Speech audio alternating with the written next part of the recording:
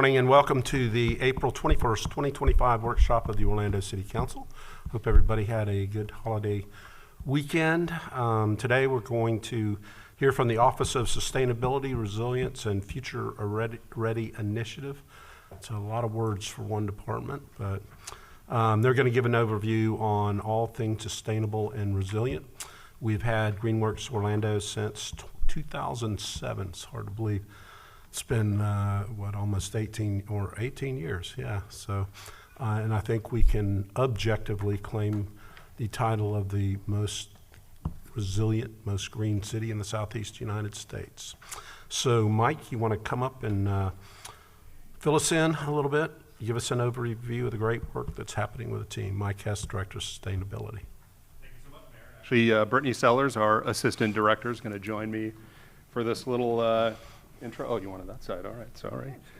All right. So we're very happy to be here today. At least I'm happy. Are you happy? I'm so excited. We are happy. Your hair tells us you're happy.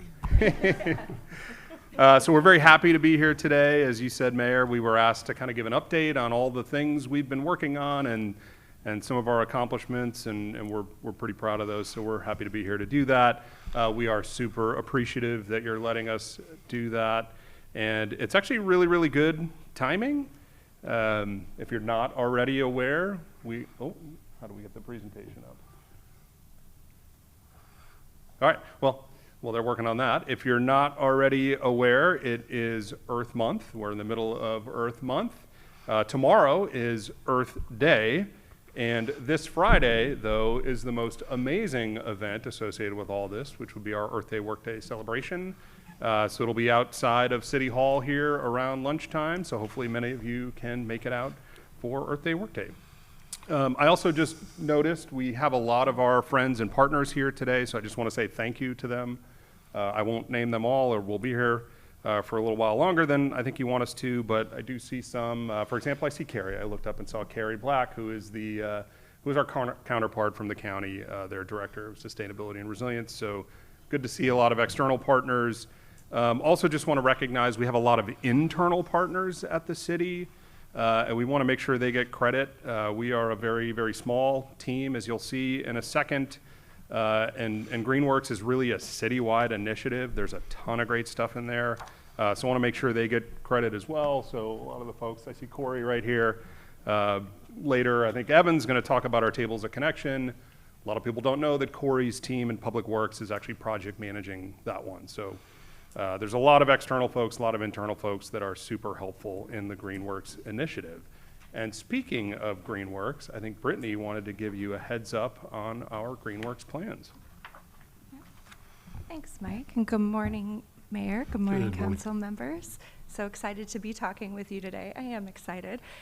So in our history of Greenworks, Mayor, as you were mentioning, 2007, we've been here for a while. We've been doing great work, making strides.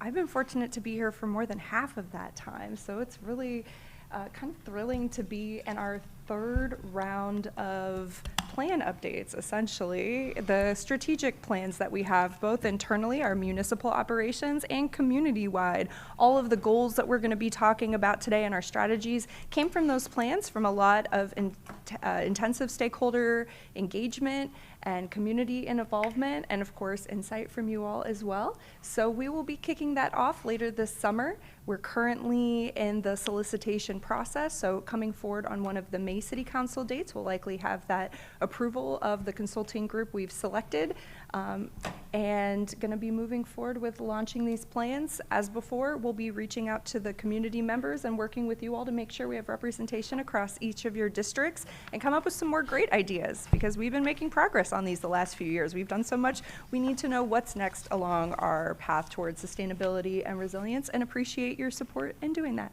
Thank you. All right, so I mentioned a lot of our partners, but now I want to focus a little bit on our team.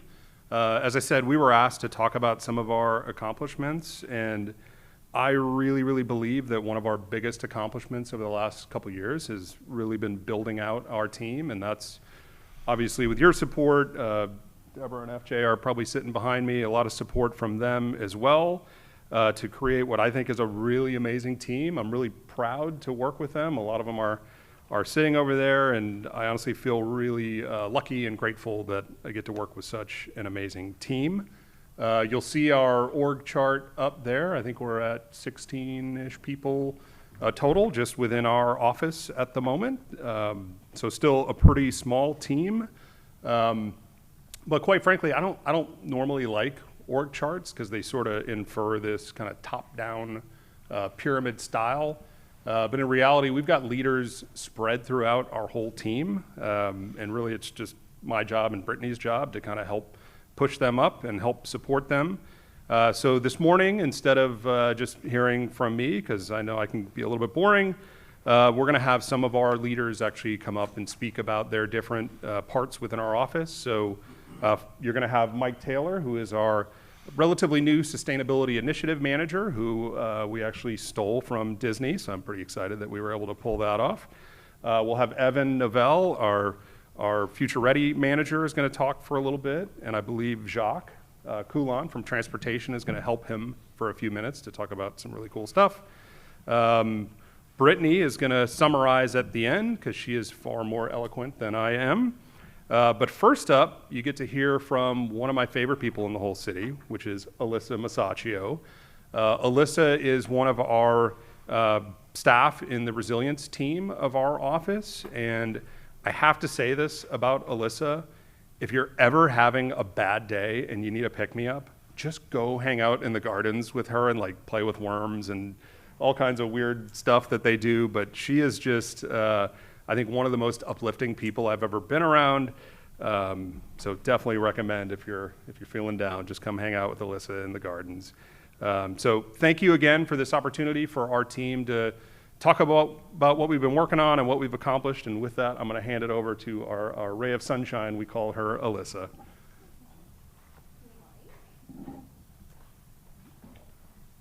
Quite an introduction. Good morning, Mayor and Council members. I'm very excited to be here today to speak with you a little bit about what we're doing in the Resilience office and some different initiatives that we've been working on. But quickly, I kind of just wanted to echo what Mike was saying about our team and just quickly share a personal story. I have a beautiful 6-month-old at home, and she ended up coming early, 6 weeks early. And of course, we planned for a transition when I was going to be out, but the team did an amazing job picking up the slack. She came on a Friday. They got a text on Sunday night that I was going to be out. And so everyone stepped up. People that are typically, behind a desk for maybe the majority of the day were helping out in our gardens, helping to cover education. And something that's really special about this team is we really care about each other's successes and making those happen professionally and personally. So this is just one story about the way that our team is amazing. But it's a really rare thing to find, so I'm excited to be a part of that team and that these are the people working with our Orlando residents. So with that, I will move into our urban farms. So we have 2 urban farms within the city of Orlando. We have McQuigg and South Street. So both of these farms, our main goal is to be able to provide access to fresh local produce for our community members and residents. McQuigg specifically is a 2-part space that has a community garden and then also a hydroponic shipping container and an apiary on the second plot that is adjacent to it. So in the McQuigg community garden, we have over 40 raised beds available for rental. I say rental, it's free to residents for them to farm out whatever produce they would like in their bed. It's free for them. They just have to sign up with our office. And we're able to provide education, seeds, plants, starts, anything that they would need to be able to be successful, feel closer to their local food system, and be resilient, especially with rising costs of produce. This is a way for them to be able to have some independence and autonomy over what they are growing. Both of these spaces are also multi-generational, so there's something for all ages. It's really fun to go out there and see grandparents with their grandkids out gardening and getting out in nature and kind of, maybe taking a break from technology and being able to connect with the world around them. And South Street.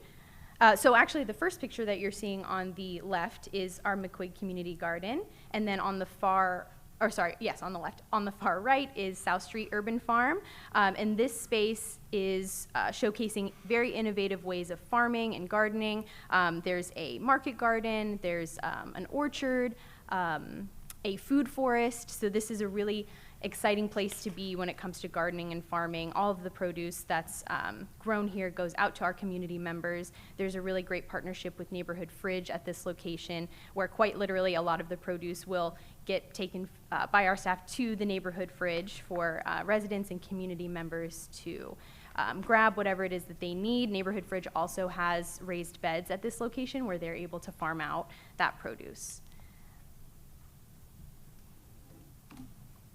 And then moving on to our hydroponic farm. So like I mentioned, this is at the McQuigg Community Garden Space. And so this is gonna provide fresh food for our community. And as we all know, we're living in Florida. We're about to get into the really intense summer months where it's harder to grow fresh produce. So this hydroponic shipping container is prefabbed out with grow towers and flood trays. So we're able to control the climate within this space to be able to grow produce. So we can control the temperature, the humidity, the light, and be able to provide nutrient-dense, fresh produce to the community. Think spinach, microgreens, leafy greens that we otherwise wouldn't be able to grow in this hot Florida summer. So this is another way that we're able to be resilient to what's going on around us and adapt and be able to get that out to the community. Another exciting thing that's coming out of our shipping container, or our hydroponic farm, I should say, is we are creating a youth entrepreneurship program that will be run out of this space. And it'll be modeled similar to how Black Bee Honey works, but it's going to be for high school students in our kid zones, where they'll be able to learn how to run a hydroponic shipping container. They'll be able to get a certificate for that, take that on with them in their future for all of their future endeavors. And then all the money that is made from them selling the produce that they grow will go back to the students or into a scholarship fund for them. So it'll be a very cyclical opportunity for them to learn more about growing and opportunity for green jobs in the future. Food recovery is another opportunity that we run out of our office. So as of 2020, 88,000 pounds of gleaned food has been transported to by the city. And you can kind of see in the pictures here, we'll glean everything from peaches to blueberries, strawberries, cabbage, broccoli. Our team gleaned corn in that lower right-hand side picture. But basically, we have partnerships with some farms and Society of St. Andrews, and we are able to go out to these farms and glean or harvest produce that otherwise would get tilled back into the soil. So we're able to glean that fresh produce and bring it back into Orlando and get it out to organizations that can get it out to our residents who need it. And then in that top right picture, I just have to shout out Hankins Neighborhood Center. That's Dakota, one of our students in garden program, and her mom, and we had brought some cabbage from one of our gleans, and they were able to take it home and have some fresh cabbage. Next up is our apiaries. So we have 3 apiaries within the city of Orlando, one at Fire Station 1, Fire Station 2, and McQuigg Urban Farm. These apiaries are run by the amazing Tuesday Piper, who's our city beekeeper. Shout out Tuesday. And basically, she is able to support the Black Bee Honey program with education, beekeeping gear, hive management, honey collection methods, and kind of show them the education of what's going on behind the scenes in the hives. The students with Black Bee Honey are able to sell that honey, but there was kind of a disconnect between how that honey was made and them selling it. So she's able to fill that gap and does an amazing job with that program. She also does education at OCPS at our fall events. So, people of all ages are able to suit up, get that immersive experience, being able to open up the hives and get close to the bees and our pollinators, which is really fun. If you've never done it, you should come out and suit up and get into the hives because it's really so much fun. Next up is our garden program. So this is a youth environmental education initiative. Our garden program is active at 12 neighborhood centers within the city of Orlando. We see about 150 students a year, and we focus on kindergarten through 5th grade for our sustainability education. And we really just want to be able to foster a connection with nature and healthy food with our students. We have over 60 raised garden beds, so we maintain a lot of space and a lot of gardens for our small team, but we have a ton of fun with the kids. They love being able to come out and get their hands dirty. We know it's an after-school program, so we want to make sure that we're having engaging education, making sure that they're excited to be there, and they're not just, kind of sitting at a table doing a worksheet. We want them to be really engaged with our education. And Elena Hicks does an amazing job with our curriculum for that program.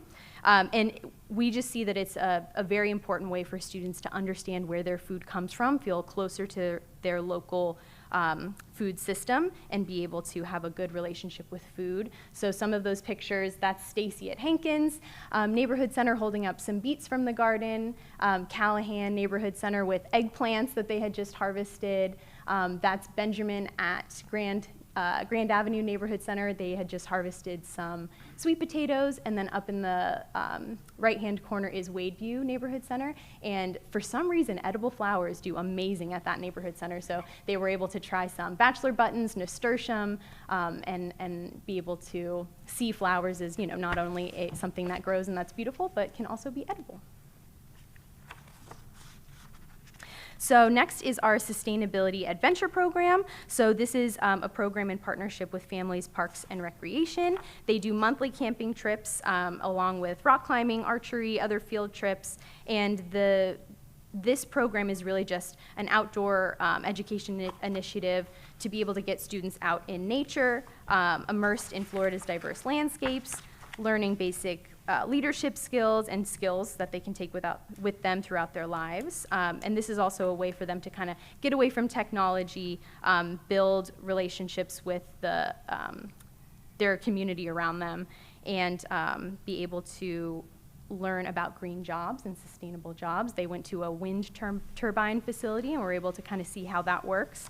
And with our Sustainability Adventure Program, our garden program, and Black Bee Honey, we're able to have something for all ages. So it kind of starts with garden program and those K through 5 ages. SAP focuses on middle school students in the kid zones, and then Black Bee Honey is, of course, for high school students, and then eventually the hydroponic shipping container will be another opportunity for high school students as well. So we want to be able to build those programs for our students.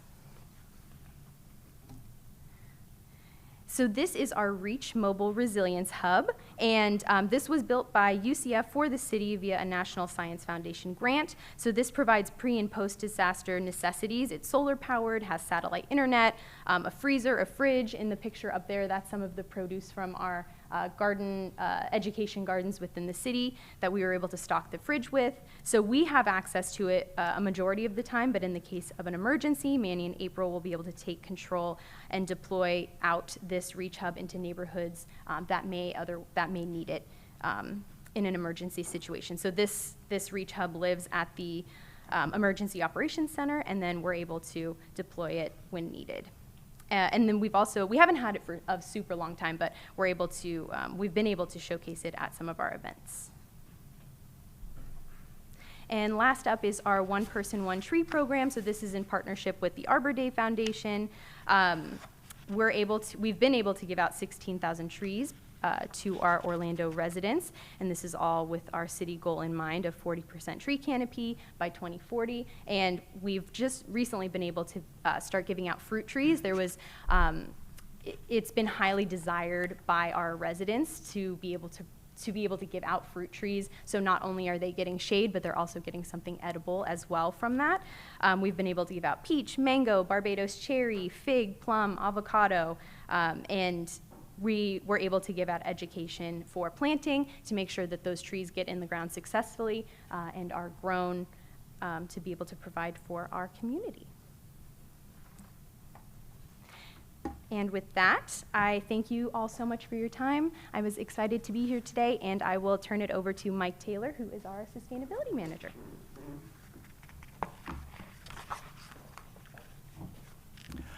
Thank you, Alyssa. Good morning, Mayor and Commissioners. As Mike mentioned, my name is Mike Taylor. I'm the new face on the team. Really excited to be here. Orlando's really doing some amazing work in the area of sustainability, and that was definitely something that really drew me to the team and drew me to this position. So very excited to be here. We'll start off with a quick update on clean energy. As you know, the city has a goal of 100% clean energy citywide by 2050. So we're doing lots of efforts to get towards that goal. Here in the city, we are leading by example in our municipal operations. So our goal is to be at 100% clean energy by 2030. We're currently sitting at about 30%, so we're looking at different ways that we'll be able to get to that 100% by 2030. And just a few examples of some of the work that has been done, retrofitting some buildings, adding rooftop solar, and of course, community solar is a key part in achieving those goals. Next up, we'll talk about the citywide energy benchmarking policy. I know earlier this year, Ashley Perez gave an update on this, but we'll just provide a few updates since then. It continues to be a successful program. I think that's one of the key things. We are finding increased performance in the buildings, which is resulting in a decrease in our overall pollution. If you look at the greenhouse gas emission numbers, you'll see that those are continuing to go down while the participation in buildings continues to go up. I think the big takeaway here is that it's working, right? The policy is doing what it's meant to do, and this is also another key element in our clean energy goals and getting to those goals by 2040. Another exciting thing is the energy efficiency work for our renters. As you know, just over 60% of the homes in Orlando are rentals. We worked with a lot of different partners and did some research over the last few years. We worked with Poder Latinx, we worked with the NAACP, and really listened to the residents and what was happening and what they were experiencing. And what we learned was that most of the energy efficiency programs are geared towards homeowners. So there was a big gap there with our renters. So we really had to think about how can we mitigate that gap, how can we eliminate that. We learned that many residents are struggling with their electric bills, and it continues to be an ongoing issue. And many of them lack adequate air conditioning. They lack functional and efficient water heaters, basic necessities that we kind of take for granted every day. So we really took a holistic approach at this and how we can address these concerns and mitigate those risks for our residents. So what we did was we came up with a new program that we have been phasing into effect. So our phase one was really plug-in technology. We tested this in 4 homes. Commissioner Burns, there was one in your district. Commissioner Rose, I believe you visited some of the residents. And we really worked with the residents. We talked with them. We found out what their needs were. We made friends with them. They built the program with us, which I think was really key. If you look down there, we did some plug-in solar testing where they could they would have hanging solar panels outside their home and they could charge up the battery and then draw off of that later in the day. We did a heat pump water heater, and I have to say, this one really amazed me when I went to the site visit. The amount of cooler air that it puts off was just about as equivalent to one of the air conditioners. And the resident was sharing that a lot of times in that closet, they have to close the door at night because it's getting too cold. So that was pretty amazing. And then, of course, some window unit air conditioners. In phase one, we also created an energy efficient basket. There's an example here we can pass around if you'd like to have a look at that. A lot of these residents were new to their homes, so we wanted to make it exciting for them, kind of have a welcome home gift. So Ashley put some really great items in there, some glow stars instead of the traditional night lights, an energy efficient shower head, different LED lights, just to make it fun and exciting for them. The kids really enjoyed it. For our phase 2 program, we were really lucky that the 4 Roots Foundation donated 50 additional air conditioners.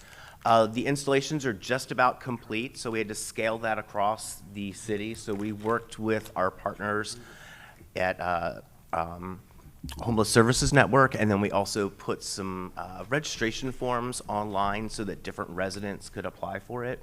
Commissioner Sheehan, there was a resident in your district who learned about it actually from the Mayor's Academy and was able to apply and was able to get a window unit AC in his home, so that has really helped out as well.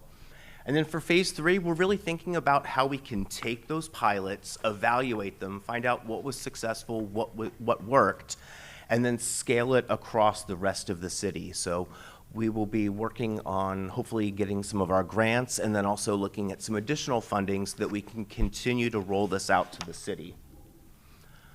So what did we learn from this? From our phase 1 results at the top, this was one of the properties. You'll see the electric consumption went down considerably. The Clear Lake home was saving $40 per month. It was about a 30% savings on his energy bill. Sean was so excited about it, he didn't even realize that solar power existed and that it was an option, so we were able to roll that out. And he's really become an opinion leader in his community about this. He's telling his neighbors and his friends about it, and they're excited about it and want to learn more about the program and how they can participate. There was another home on Jernigan, and I just want you to think for a second what it would be like if you were living in your house, you had just moved in here, you were on the verge of homelessness, and you're really lucky to get a place to live. And the only air conditioner in the apartment is in the living room. So you and all 3 of your kids are literally sleeping on the floor and the sofa in the living room. That's exactly what this resident was experiencing. So we were able to put a window unit AC in her bedroom, and then this is the one that also got the heat pump water heater, which, again, like I said, surprised me and was really cooling down the room. So she taught us as well. We learned a lot from her. You'll see the image there of the faucet aerator with the light on. And Mike and Ashley were there, and they saw the light, and they said, "Hey, what's that?" And she goes, "Well, sometimes the kids don't turn the water off all the way, and they leave it running. And she put this in, so it lights up when the water is running. So she can literally look out the side, look up the corner of the room, and see the water is running, and then tell the kids to turn it off." I'm sure my mom wished that we had that when I was a kid, because I left the water running often. I think the key component here is that it's really working together. It's a partnership between our office and the residents, learning from them and them teaching us. And then lastly, we are rolling out an electric vehicle bike pilot. We're really excited about this. We've got 4 electric bikes. There's 2 at our office in Fleeton Facilities, and then there's 2 at City Hall. And it's really for us in transportation, because we meet pretty regularly, to bike back and forth between the 2 offices, like if we have a shorter meeting or it's a nice beautiful day and we want to get outside. So it's a nice way to test this out. We're going to see how it goes. We will figure out next steps and how we can scale this across the city, possibly adding these to the motor pool or ways for city employees to check them out or what have you. We also think that there's going to be an impact to the operational costs, so we may see some savings there financially if we're able to go to the bikes versus vehicles. So thank you for your time. It's nice to be here, and I will pass it off to Evan Novell. Thank you, Mike. Good morning, Mayor, council members, city staff, and members of the public. I'd like to echo my colleague's sentiment of gratitude for being able to present to you this morning. In my case, for our Future Ready initiatives. As Mike mentioned, well, both Mikes really, my name's Evan Novell. I'm relatively newish in my position now, but my tenure with the city starts about 7 years ago as a sustainability associate with Greenworks before we were in official office. Subsequently took a job with Solid Waste Division as a project manager, and now I've come full circle back to the Office of Sustainability Resilience Future Readiness as the Future Ready Initiative Manager, sometimes the Innovation Manager. But to answer everyone's question, yes, it is the most obscure, if not interesting, job title at the city. So something I take great pride in. I get to do a lot of good work, interesting work. A big part of my job is to ensure the city not only stays abreast of, but ahead of emerging technologies, policies, apps, widgets, services, you name it, that are all on the horizon. But enough about me. We'll get into some of our Future Ready initiatives. I'll start with the digital divide. So the digital divide isn't isn't actually an initiative, it's more of the challenge or problem that the city faces, many cities face. It's a pretty complex problem, but more relevant and germane to today's presentation is lack of high-speed internet access. So believe it or not, approximately 20% of our households lack this access to high-speed internet. And our first step towards reaching our goal and bridging that digital divide is to connect an additional 10,000 households. So as you can see on the map here, a lot of that percentage can be accounted for in districts 5 and 6, but there is representation across the whole city. So how do we aim to bridge that gap, that digital divide? For one, we're relaunching and expanding our hotspot device checkout program to 17 city locations. So you may remember a couple years ago we had a pilot project where basically library style, a resident could go into one of these locations and check out a hotspot or tablet, a hotspot device or tablet, take it home, use it for academic purposes, attending remote school, homework, business purposes, working remotely, or just leisure recreation, browsing the internet.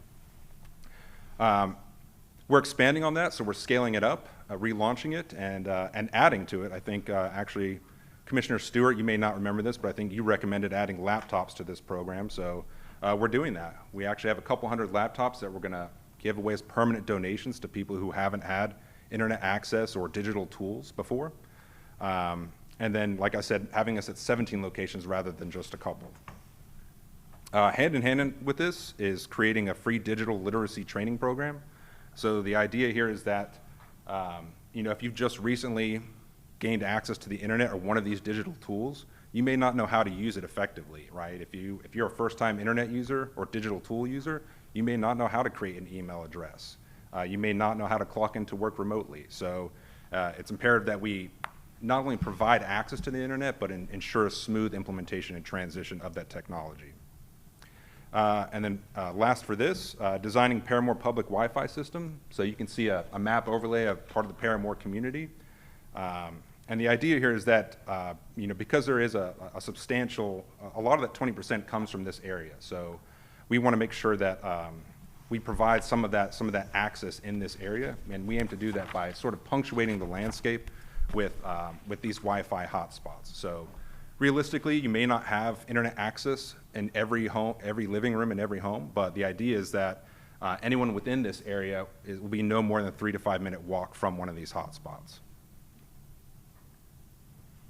All right, so Tables of Connection is another project we have that aims to bridge that digital divide. I'll start with what is a table of connection. At its core, it's a picnic table. It's very simple, but it's so much more as well. So it comes with a canopy overhead, and that canopy has solar powering on it. And that solar paneling powers a couple of things that are on board this picnic table. So we have wireless and wired charging. We also have an onboard Wi-Fi hotspot. So it meets a ton of needs. It provides a space for recreation and social gathering. It provides shade. So we all know that's in high demand, short supply in our summer months. And it's also a Wi-Fi hotspot. So people can come here to work, go to school, some of those same uses, or just browse the internet. One of my favorite stories is one I heard from Mike of a gentleman who would come here to check his work schedule. He didn't have internet access at home, and he relied on it to know when he had to show up to work. We currently have 2 of these in operation. The one you see here is Prince Hall. We also have one at Willows Park. And we are in the process of installing 12 additional tables across the city with representation in each district. And like I said, it'll provide free public Wi-Fi and backup power if need be. All right, so the Senior Citizen Virtual Reality Pilot, VR. I actually have my prop down here is a VR headset and some wands here. I'd love to be the first person to put them on and catch butterflies in council chambers, but I won't. But if you would like to pilot or test some of this, you can connect with me and we can arrange a field trip to come out and test some of the pilot project we're doing here. But currently it's at our Callahan Neighborhood Community Center. We're piloting it with some of our senior citizens. And it's a good time to step back and kind of reiterate what Mike said in that, part of what our office does, and especially my team, my pillar, is support not only externally, our residents, citizens, but also our internal departments. So whether it be transportation, solid waste, or in this case, FPR, Family Parks and Recreation, we're partnered with them and supporting them in this endeavor. But what does this provide? It provides the opportunity for virtual travel and experiences. Many of our senior citizens are limited in their mobility, not just at home, but their ability to travel. So this thing is jam-packed with all kinds of activities. Like I said, you can catch butterflies, which allows for that gentle exercise. You can rappel down a giant sequoia. You can take a hot air balloon up to the upper edges of the atmosphere, all from the comfort of your couch. So it's a great way for our senior citizens to engage in some of those activities they would not normally be able to. All right, that brings us to advanced air mobility. I'm going to allow Jacques to come up and speak on this just because he's had his boots on the ground a lot longer than I have. But to be clear, we are talking about flying cars, or as we call them, eVTOLs, electric vertical takeoff and landing vehicles. So if you're envisioning something similar to the Jetsons, you're not far off. There is a little bit more behind that, but it's something that's a little less talked about. It's perceived as being a bit further back on our horizon, but the reality is it's predicted to be a $30 billion market by 2030, with some of those first certifications from the FAA expected sometime this year. With that, though, I'm going to turn it over to Jacques for a few minutes to speak a little bit more on that. Good morning, Mayor and Council. Jacques Coulon, with the Mobility Innovation Manager with the Transportation Department. So first off, thank you, I guess both mics, but for, as you've heard throughout this presentation, it is a lot of collaboration between the Future Ready, Sustainability, and Resiliency combo, that team, and the rest of City Hall. And looking at AAM is one of those areas. So what we're looking to do, as Evan mentioned, advanced air mobility, and it covers both the larger aircraft that carry passengers as well as starting to look at UAS, unmanned aerial systems, so drones. And for us, we see that the city has a very big opportunity to work with a lot of partners in the private sector, public sector, to really make sure that we're getting the best implementation we can of this technology in the city. And it's all about connections. So regional activity centers, other cities, as well as within the city, and also looking at, is there anything in code, in our current city codes and policies that we need to update to guide vertiport locations? And we have, so far the city has gone through 2 phases of our AAM planning efforts. So we, working with, you see VHB here, on looking at the technical side of things. What is the challenges? What's the regulatory environment that we're working under? Also, Scott and parking didn't love it, but we looked at, for Geico Garage, if we use part of that as a vertiport location. As some of you may know, Geico Garage has a heliport. Looking at that economic impact, both what would the cost be to the city, but also how much would we recoup in economic development. And looking at, we're still we're the only city that's a party to NASA and the Community Planning Annex, so a national look at AAM and community outreach. And then really that first phase, as you see here, this was one of the exercises we did with partners to see, well, what would you want to connect? How would things kind of blend together? And then based off of that, we decided it does make sense for the city to continue to plan for advanced air mobility. In phase 2, we looked at zoning regulations and review. So we have in city code in chapter 58, we have vertiports. It's really geared more towards traditional heliports, helicopters. But if somebody were to come to the city tomorrow and say, hey, we want to put a vertiport here or at the airport, what does that look like? And we brought folks from NASA, FAA, from DC, all the way from California came to a tabletop exercise we held early last year. I can't remember what year it is. And to go through that full effort, as well as that agency coordination. So the city is a member of the FDOT Advanced Air Mobility Task Force, as well as World Economic Forum, Aviate Committee, and the National League of Cities Advanced Aviation Aviation Advisory Forum. And our next phase that we have not started with, is really looking at that travel demand model. So where does it make sense for those connections? And based off of that, are there things that the city should or want to do to target vertiport locations? As some of you may have heard, GOA has an RFP out right now for 2 potential vertiports at the international airport. You're going to need to go somewhere. So really looking to see what makes sense there. And then finally, additional stakeholder outreach as well as community outreach, and really getting more people in that conversation about advanced air mobility. Again, not just the larger passenger aircraft, but also drone delivery. We have one company that's looking to launch services later this year. They submitted through FAA for that. Just really wanting to make sure our community is prepared and has some more answers as these new impacts come in. But I'm going to turn it back to Evan to go over digital wayfinding. Thank you, Jacques. All right, we're home stretch now, I promise.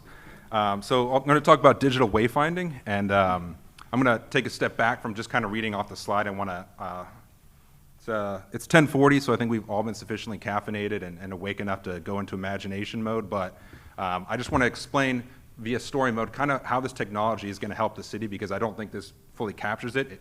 At first glance, it kind of just looks like another dynamic message system or dynamic message board, which it is to a degree. So we've all seen these. If you traveled on any major highway, it'll say, the one on 408 says congestion ahead, I-4 exit. But if you would just kind of imagine that you've been given VIP tickets to the Taylor Swift concert at the Kia Center. You've gotten dressed up, you're en route, you're getting off your exit off of 408 or I-4, you hit traffic, and even worse, you get to your parking garage only to find that there's no parking available, right? You've missed the first song, first couple songs, you're frustrated, you're flustered, and the rest of the evening goes poorly, right?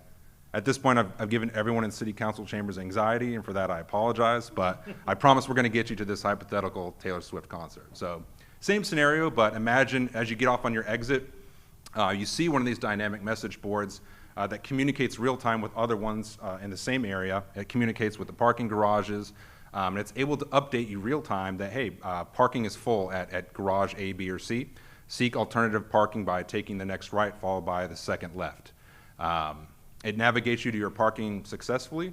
You're able to park no problem at all, arrive at your seat, you visit the restroom, get your concession stand out of the way, and enjoy the show.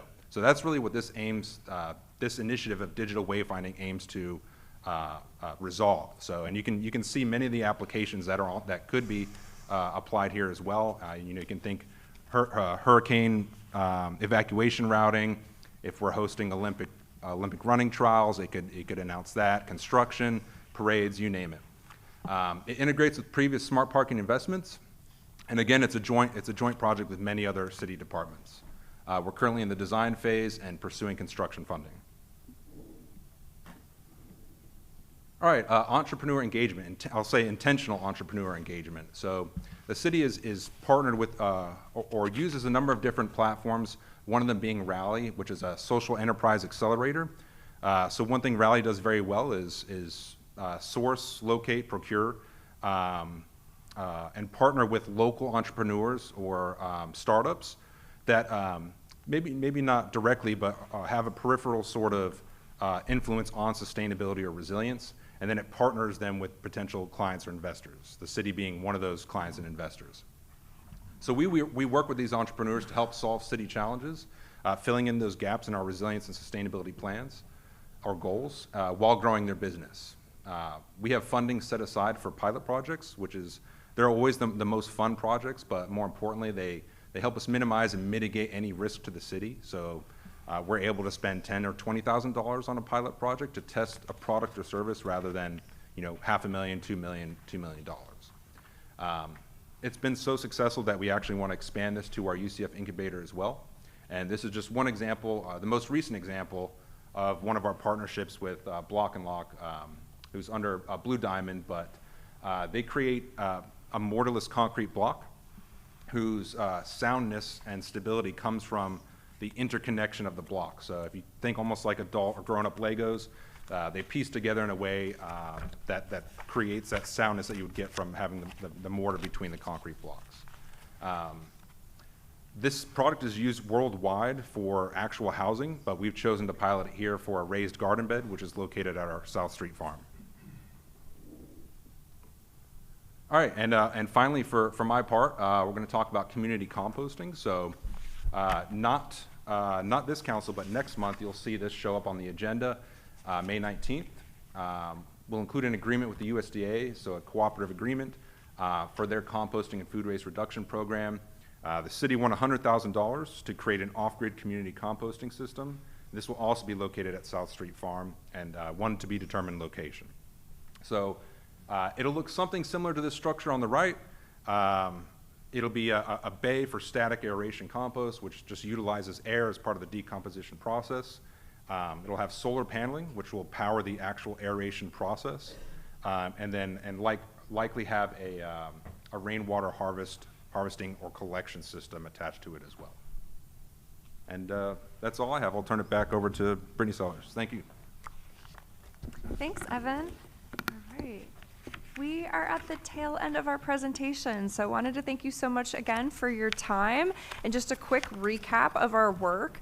Often sustainability can be considered as just the being green, just the environment, but really the approach that Orlando has taken under Mayor Dyer's leadership has been to really encompass that people and the planet and prosperity approach. And I think as our work has expanded and the title of our office has grown longer, with some of the presentations we've had today really demonstrate that we're helping the community be more prepared for whatever is next. In the case of resilience, expanding access to healthy, affordable, locally grown food, and everyone who needs it has the opportunity to have access to that, to take part. And as Alyssa mentioned earlier, have a chance to connect to the earth and relax a little bit. I think we could all use that time to unplug. Across our sustainability efforts, we're helping to lower utility bills. So that's often the single highest cost after rent or mortgage. That's a direct way that we can have an impact, just working a little bit more efficiently and focusing on some of those who need it most, like our renters, who make up the majority of our population. And then finally, with Future Ready, looking ahead to some of the cool things that Evan mentioned, and really considering what it takes for our community, not just now, but for generations ahead to really be able to thrive. So thank you all so much again. We're here for any questions that you have, and again, appreciate your time. Okay, awesome, great update. Questions or comments? Commissioner Sheehan and Commissioner Stewart. Yes, thank you, Mayor. And I've gotten some complaints from businesses about the B-West thing, and they have a really hard time, and they're having a hard time getting information from OUC, which doesn't surprise me. So I would just like to say, could we please make that streamlined easier so that, building owners don't have, you have 49% compliance right now. It's probably because it's difficult to do. So if we can work to make that more sustainable as well. A concern that I have also is, as you all know, as we've talked about, is solar energy. OUC's disenfranchising of solar energy for rooftop solar. I think we need to do more to advocate for rooftop solar, because they were able to control the narrative because they want to profit and they don't want to pass the savings on to customers. And I think that's horrible. And as someone who lives this, I have solar panels, I now have backup batteries, I have an electric car. So I want to live this, and I want other people to have that opportunity, but it's difficult when our municipal utility, who is supposed to be a not-for-profit, is wanting to profit off people. And something else that I learned during this process, and Commissioner Burns was hearing this too in some of the OUC meetings, is they are not applying for affordable housing to have access to solar panels. And that's disgraceful. And we need to be doing more as an advocacy group to make sure the underprivileged also have access to solar, that in affordable housing that we put solar panels on to bring those power bills down for people, because I have seen a huge difference. Now, I'm a true believer, so when OUC said they were going to disenfranchise me, I put batteries in. And I'm surprised at how much even the battery backup is really helpful to keep my power bills down. I've cut my power bills in half. OUC doesn't know that because they don't know what I'm consuming from my battery, which is awesome because I don't like them right now because I feel that they have been disenfranchising customers. So Again, I think we need to do more in terms of advocacy for this. When I was talking to OUC about these problems, it's kind of interesting that you all brought up the air conditioners. That is something that, you know, the people that are constrained financially said, well, you know, we can't do anything to help our customers because we can't do an off-site improvement for individuals. But if they won't, then we need to be doing that, because that is a huge problem for people, that they have these old rickety air conditioner AC units they've put in there just so they can have somewhat of a quality of life during our blistering heat. And unfortunately, as a renter, they're required to give you heat, but they're not required to give you AC. And in Florida, AC is a need. It's not a, you know, it's not a frivolous thing. So I'm glad to see that you all are doing that, but I'd like to see us advocate more and let people know that this is something that, even if they want to do some philanthropy, that this is an opportunity, because it's so critically important. And on the electric bikes, I think they're great. Again, I have one of those too. But again, that's a pretty big investment. I'm a little bit worried when, you know, I have the option when I ride my bike in to park it onto the stairwell, so I don't have to worry about someone taking it. So, you know, I just think we need to work on safe storage, because that is a pretty good financial commitment for someone. And I have seen more and more people on the urban trail every day using electric bikes. I had no idea when we were doing these trails how many people were actually using the trails that we have put in to go to work. So if they're using those trails to get back and forth to work, and they're buying more electric bicycles, we just need to work in with our growth management plan and everything like that to make sure that there is safe storage, so that, you know, this is a tremendous financial commitment, that, you know, that they have the ability to safely store that. And with the hot spots, I think that's a great idea, especially in Paramore and places where people don't have access. But something that I found when we tried to do it around Lake Eola, that the internet companies were angry because they were losing customers, because our people in Lake Eola Heights were connected to the Lake Eola hotspot. So again, a situation where the company is angry at the city for providing a benefit. Now, maybe they're not as concerned in Paramore because they're not making as much money there. But again, sometimes what we're finding with sustainability is that it's impacting some other company's bottom line, like OUC or like our internet providers, and that they're not interested in helping others. They're interested in making a buck. And sometimes we just need to push back a little bit on that, because it is important to provide these services to the people that need it the most. So that's all I had, Mayor. Thank you. All right, Commissioner Stewart. Thank you, Mayor. Let me agree with Commissioner Sheehan. I think there's a lot that we need to do as a city, but at the same time, we do a lot. I bet you there's probably not a week goes by that I don't get one or two letters from somebody in our community that says, why isn't the city doing more? Now, I believe we are. So I believe that part of the challenge is communicating what we're doing to our constituency. I went on a couple of weeks ago and tried to respond back, and I know that we've had some great articles about the city and what the city has been doing in the Southeast United States. But what happens is that they hear about an idea from somebody else and assume the city ought to go ahead and do that. In almost every case, we've already done it. We haven't communicated it very well. So I think we need to look at the website that you've got, and also provide some kind of resource on there about where other analysis, where other magazines, where other endorsements have come, so that people can feel good about what's going on in the city in some of those ways, and I appreciate that. I appreciate the work you're doing with other departments. I think that's important. We missed that a little bit. The ability to have Jacques sit in and talk about what we're doing in transportation is important. And back to electric bikes, the expansion of the urban trail has to be important. I now live on a major state highway that doesn't have safe trails that go along there. So I really can't get out on a bicycle or an electric bike and get out onto the road, because I've got 75,000 vehicles that go down my road. So we've got to work harder on trying to get those major thoroughfares, because I think they're important to us. The citywide Wi-Fi is important. I've been contacted by a couple of vendors. I know that Baldwin Park is getting ready to do something because of their local vendor they have there. I've been contacted. Those things are important. I think that is a compliment to what we're doing in Paramore. I think we can make this happen with a little bit of effort. And then the other thing I want to share with you on the renter distribution, 63.8, I think is what you said was the number of renters. 63%, I know that was. Somewhere in there, yeah. Yeah. Do we have a distribution of who the renters are? Single homes versus multifamily homes versus multifamily apartments and those kind of things? And is our strategy to go after those differently? I know that in my district, especially up at College Park, we have a whole section that's all R2. And I think that we can be able to reach into those areas as we look at many of those being remodeled and look at some other standards in terms of making housing more efficient. I would like to see that. I mean, if we go back and look at what we're doing with building houses, we ought to be able to provide incentives for those that are providing a more resilient home. And I don't think we do that as well as we should.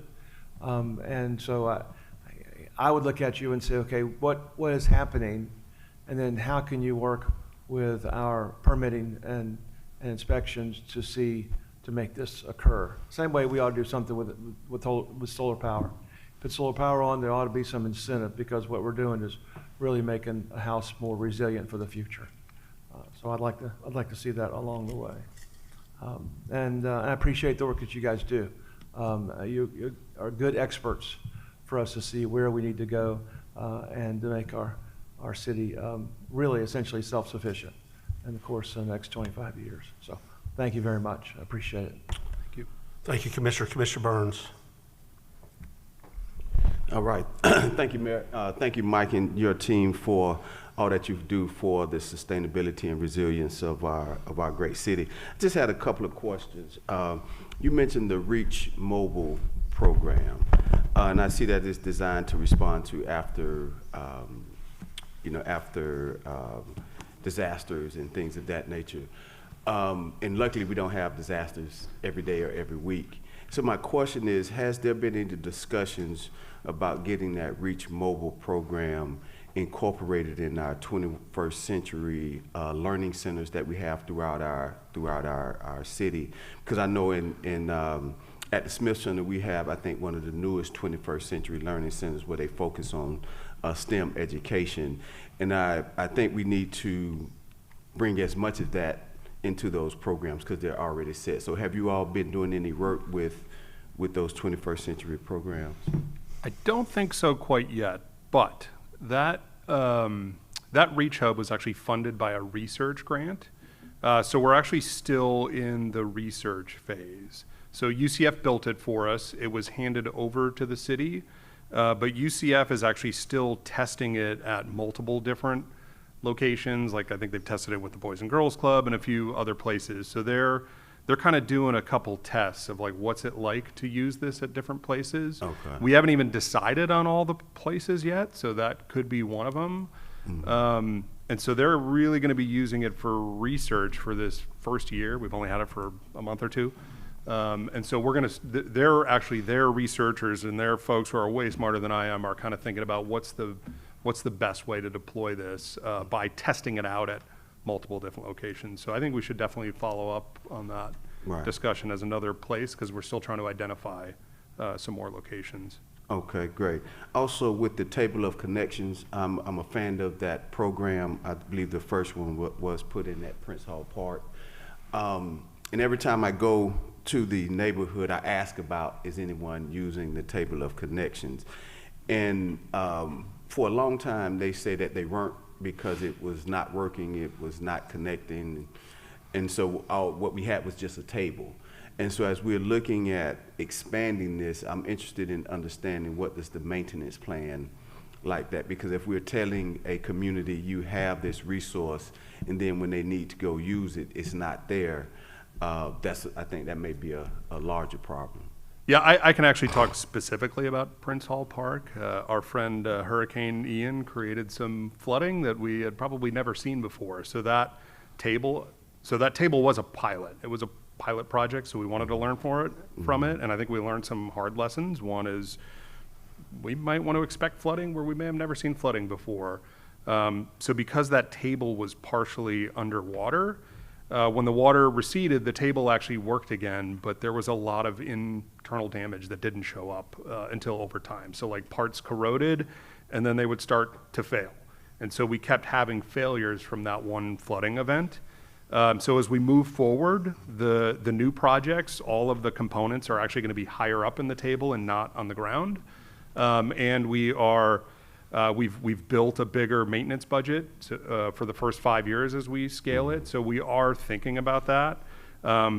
Prince Hall should, knock on wood, should hopefully operate much better now. We actually, our vendor that helped us, 15 Light Years, is here. They actually took out all of the internal components and replaced everything in that table to make sure we fixed everything that could have possibly corroded by getting wet. So it was a pilot. We learned a few lessons the hard way, and now we're applying that as we scale it. So it was a good thing, and I think we're planning to do better in the future, thanks to having that pilot. Right. So. And then last thing, Mayor, my last question is, with the public Wi-Fi system, are there any plans to expand that beyond the initiative in Paramore? Because I know you mentioned a large percentage of that 20% is in Paramore, but we just need to keep in mind that they're not all in Paramore, and there's other areas that need that type of access. Yeah, so that's what the tables of connection provide. So the, kind of the Paramore system is a little bit more in depth because it seems to be our area that has the biggest challenge. But the tables of connection, I think Evan mentioned it, are spread throughout. So we have some of those in everybody's district, and we're trying to specifically hit those areas where it's needed the most. So are you saying that the tables of connection is the plan for the public Wi-Fi system, or is it part of the plan? Because I just can't see that one table providing the connectivity for anything larger than just that immediate neighborhood. Yeah, it is just part of the plan. The hotspot program is actually another part of that plan. So any one of our residents should be able to go to the Smith Center or El Claudia Allen, or I think all of your centers are within the list. So they can either go to some of the smaller parks like Prince Hall and get Wi-Fi access there, or they can go to one of our centers, check out a device, and actually have free Wi-Fi inside their home. All right, so outside of those two initiatives, is there anything else that's being done? Because even with that, and I love the kind of the library type of program, but they're limited resources. So every person who needs that, we don't have the stock to provide it. Yeah, I think those are the only, Evan, correct me if I'm wrong, I think those are the only two we're looking at right now, sort of public Wi-Fi within your district, but I think those can actually cover a lot of folks. But we're not done. I mean, we've gotten a certain amount of funding, and we're trying to apply that in areas where we think it's needed the most. We are open to doing way more. The goal we've set is a pretty high goal, but it's not fixing all of the problems, so we'd love to follow up with you and think about how can we do more. Now, with some of the discussions that's happening at the federal level, do we think that there's any funding that we've been planning on that may be in jeopardy? And I say that because the city did receive a tree equity program grant that I was just notified last week that the funding, I guess, had been rescinded or taken back. So I was just curious because to know, we may have plans on some funding, but if that funding is no longer available, I think we have to have a plan B. So we are working on a plan B. With just our small team, the areas of disruption that we're seeing from the federal government all seem to be around clean energy and energy efficiency. So our team, over the last couple of years, won about $1.5 million in grants for that space, and I suspect we're going to get probably less than half of that at this point, just based on what we're seeing from the federal government. Some of them seem to be moving forward, some of them seem paused, some of them seem dead. It feels like we're going to get about half of it. So we're immediately pivoting to private foundations. Actually, our team, I say our team, Mike's doing all the work. We're working on some connections with a lot of private foundations because it is good work. You saw the pilot results he showed. It's working better than we thought. So it's a shame that we were awarded a grant, in some case even had a contract, and then that was kind of pulled back when we, did everything that the federal government asked of us to win that grant. So yeah, we are pivoting to try to find some alternate sources so that something that is working really well, we can actually still scale. And I have a lot of confidence in us doing that. I think Commissioner Rose and Mayor are actually going to be helping with that a little bit too. So. And Mayor, I just wanted to, I think if we can encourage our team that once we get grant money awarded, that we don't drag our feet in using it. Because I think that's exactly what happened with the tree equity program. That funding was there for, I believe over a year. I was pushing to get it out. And I know there was some procurement concerns, but I think we can't drag our feet. I think we may need to find a more efficient way in getting those funds out and utilized for the purpose that they were granted. Yeah, I agree with you, Commissioner. That's it. Thank you. Okay, Commissioner Ortiz. Thank you, sir. Great segue. Thank you, Commissioner. Great segue for me to ask about that particular program, because we have tables of connections and hotspot, but there's a lot of kids that can't get to those places, when they come out of school. And I appreciated the tablets, because I've been given to some of the centers. We started that about a year ago also with UCF. And just to update you guys on those tables of connections, Park of the Americas was the first one to get a couple of those, and you didn't include those on your presentation, so I'm a little... Oh, I could speak, those actually do not have Wi-Fi. Just kidding, I'm just messing with you. Tell me more about your energy efficiency for renters, because I see that, I hear you talking about this in the central area, but I would like to see how we can extend that more to the east side also. We have in District 1, District 2, District 3. Yeah, so that's actually kind of in a pilot phase still, and that's the one where we were getting ready to scale, and we're kind of watching some grant dollars get pulled back.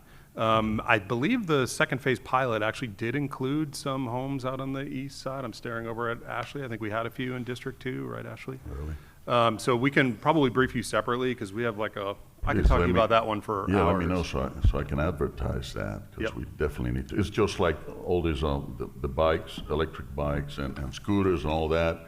For some reason, that plan has not arrived to District 2 or District 1, and we're still struggling with that. We'll love to see more of that now that we are creating more pathways for scooters and for bikes, electric bikes, for them to navigate the system.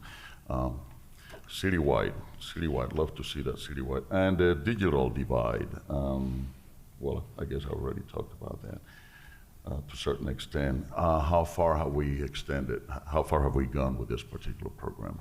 Are we still in a pilot program? There's multiple parts to that program, and they're all at different stages. The tables of connection, we have selected a contractor. Corey's team has actually set up the kickoff meeting, so we're going to be touring the locations, I think, in the next week or two. So that one is into implementation. The checkout program, the devices, the vendor agreement is actually on your agenda for today. Digital literacy training will probably be on your agenda next month. Okay. What am I missing? Am I missing any? So they're all at different stages.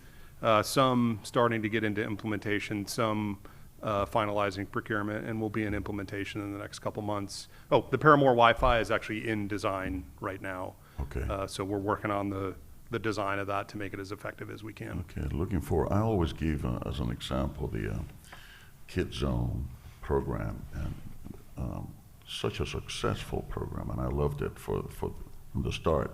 It took us only about 10 years to get it to the southeast, so I would hate for something like this to take that long anyhow.